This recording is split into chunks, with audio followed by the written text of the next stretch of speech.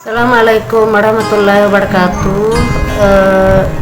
Kali ini dalam pertemuan kali ini kita akan membahas tentang Quran Surat An-Nur ayat 2, yaitu tentang larangan pergaulan bebas dan larangan mendekati zina.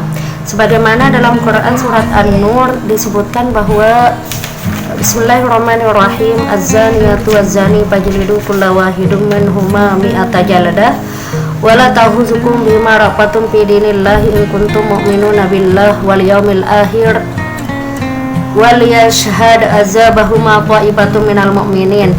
Di mana di sini disebutkan bahwa az-zaniyatu waz-zani, pezina perempuan dan laki-laki sudah berulang kali melakukan, meskipun boleh jadi baru sekali melakukan, maka dia akan dihukum rajam sebanyak 100 kali, dihukum cambuk sebanyak 100 kali.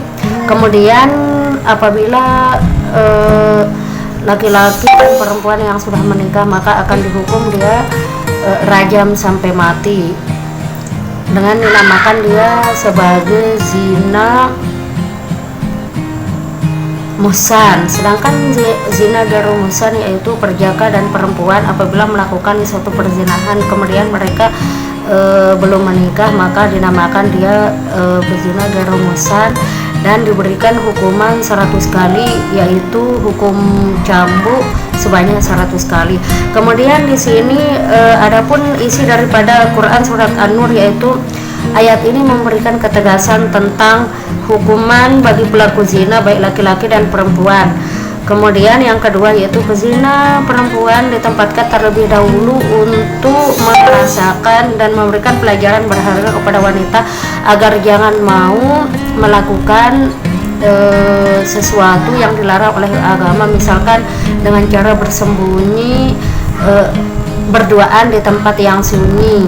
Kemudian kenapa contoh itu diberikan kepada perempuan? Karena ketika perempuan sudah melakukan hal itu, maka di dalam hal ini ia akan dijadikan perutnya buncit, kemudian tidak tahu di mana akan disembunyikan karena akan muncul sendiri, dan itu pun akan memberikan rasa malu.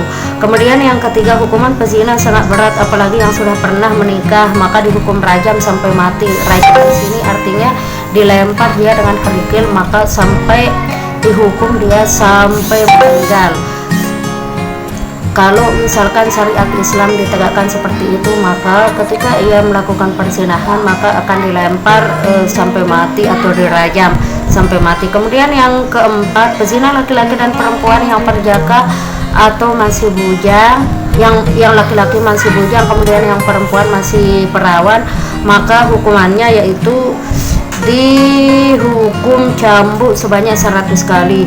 Kemudian yang kelima, jangan ada sikap kasihan antar ketika melaksanakan hukuman untuk pezina, meskipun menimpa keluarga terdekat boleh saja muncul perasaan kasih dan sayang, tetapi jangan keterlaluan dan melampaui batas sehingga hukuman tersebut tidak dilaksanakan. Yang keenam yaitu tidak mudah melakukan hukuman bagi pezina kecuali jika bukti-buktinya sudah ada atau si wanita mengaku dirinya sudah hamil. Kemudian beliau tidak serta-merta melaksanakan hukuman, tetapi melalui beberapa tahap yang melaksanakan. Tujuan sebenarnya adalah menginginkan agar tidak terjadi pelaksanaan hukuman, tetapi agar orang itu bertaubat.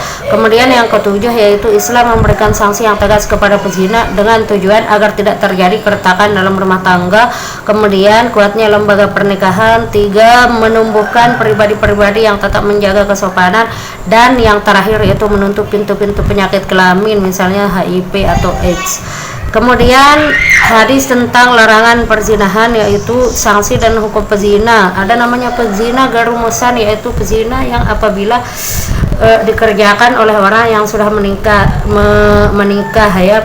Pezina yang sudah balik, berakal, merdeka, sudah pernah berhubungan dengan jalan yang sah atau nikah. Nah, hukumannya yaitu hukumannya yaitu dirajam sampai meninggal. Kemudian yang kedua yaitu pezina gerumusan. Pezina yang tidak mencukupi syarat-syarat pezina musan antara gadis atau perawan dengan bujang atau perjaka, hukuman terhadap mereka adalah didera 100 kali atau diasingkan keluar daerah selama 1 tahun. Kemudian hadis ini menjelaskan isinya yaitu hukuman dan sanksi untuk pezina sudah jelas, termasuk rincian pelaksanaan atau tahapan hukuman dan sanksi untuk pezina sudah jelas, termasuk rincian pelaksanaan atau tahapannya, baik muhsan maupun gerumusan sudah termaktub dalam ajaran kitab Allah Subhanahu wa taala. Kemudian yang kedua yaitu kejelasan itu dapat digaji dari pelaksanaan rajam di zaman Rasulullah Shallallahu alaihi wasallam, dilanjutkan pada era sahabat Nabi sehingga Umar bin Khattab mengingatkan kita tentang hukum rajam atau dera bagi pezina. Kemudian jangan ada yang mengingkari bahwa hukum rajam bagi pezina muhsan itu tidak ada, meskipun sebagian orang menyatakan hal seperti itu. Kemudian yang keempat yaitu mengambil pelajaran dari sirah Rasulullah Shallallahu alaihi wasallam bahwa pelaksanaan hukuman rajam bagi pezina muhsan sangat sulit dilakukan karena harus ada bukti-bukti yang meyakinkan, misalnya sudah hamil duluan, ada saksi-saksi dan lain-lain.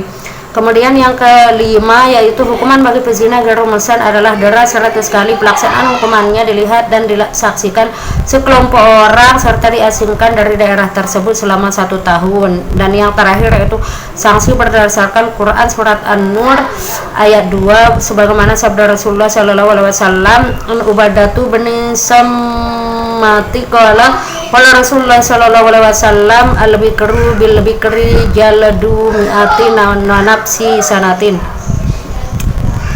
sanatin. Artinya dari Ubadah bin Samit Rasulullah Shallallahu alaihi wasallam bersabda bahwa perawan dengan bujang yang berzina hendaklah didera 100 kali dan diasingkan dari negeri itu selama 1 tahun. Mungkin cuma ini yang dapat saya sampaikan, lebih dan kurangnya mohon maaf.